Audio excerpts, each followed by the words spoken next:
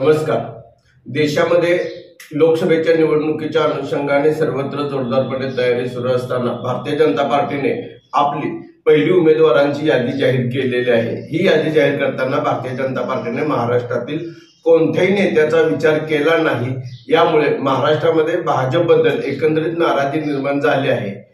भाजपमध्ये काम करणारे महाराष्ट्रातील अनेक महत्त्वाचे नेते आहेत। त्यापैकी सध्या केंद्रीय मंत्रिमंडळात असणारे नितीन गडकरी यांना प्रथम यादीमध्ये भारतीय जनता पार्टीने उमेदवारी देणे अपेक्षित होते, मात्र भारतीय जनता पार्टीने ती उमेदवारी दिली गेली नाही। यामुळे मराठी माणसाच्या मनामध्ये नक्की भारतीय जनता पार्टी महाराष्ट्रातील चांगले काम करणाऱ्या नेत्यांना संधी देणार आहे किंवा नाही।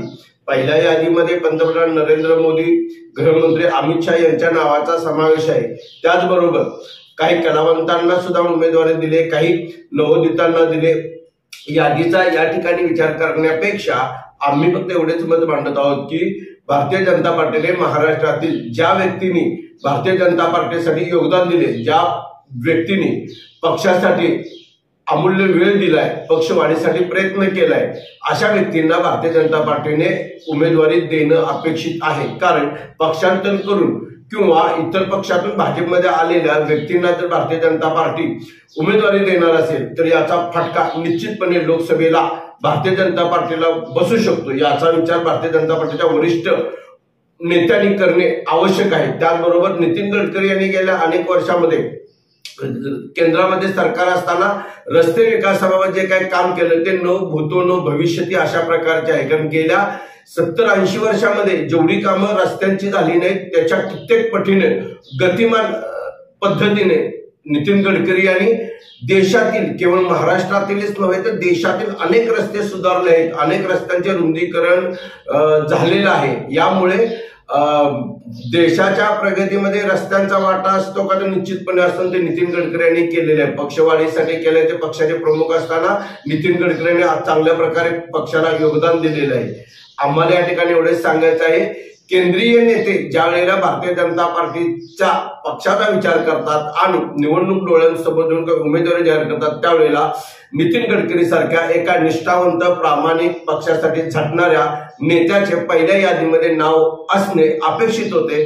की भारतीय जनता पार्टीच्या वरिष्ठ नेत्यांनी दुसरी यादी जाहीर करताना महाराष्ट्रावर अन्याय होणार नाही याची खबरदारी घेणे आवश्यक आहे। कारण निश्चितपणे महाराष्ट्रातील अनेक नेत्यांनी भारतीय जनता पार्टीसाठी योगदान दिलेले आहे। ते देत असताना केवळ पक्षांतर करून आलेल्या नेत्यांनाच जर आपण उमेदवारी देणार असेल तर मराठी माणसाच्या मनामध्ये याबद्दल प्रचंड भारतीय जनता पार्टीबद्दल नाराजी निर्माण होऊ शकते। याचा विचार केला गेला पाहिजे। कारण भारतीय जनता पार्टी सध्या केंद्रात आहे, राज्यात आहे, याबरोबर मराठी माणूस नाही म्हटला तरी भारतीय जनता पार्टीच्या विचाराबरोबर असताना भारतीय जनता पार्टीच्या वरिष्ठ नेत्यांनी, केंद्रीय नेत्यांनी महाराष्ट्रातील नेत्यांच्यावर म्हणजे निष्ठावंत नेत्यांच्यावर अन्याय होणार नाही याची खबरदारी घेतली पाहिजे। नितीन गडकरी यांचे दुसऱ्या यादीमध्ये नाव समावेश करून त्यांना तर न्याय दिलाच पाहिजे।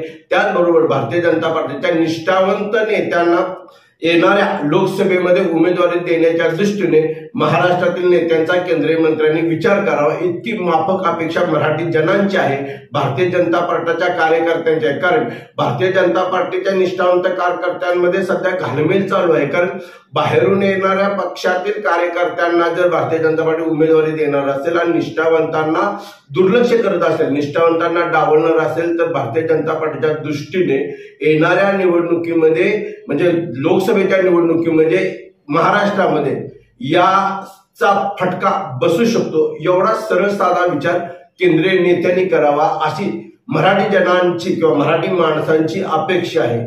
धन्यवाद।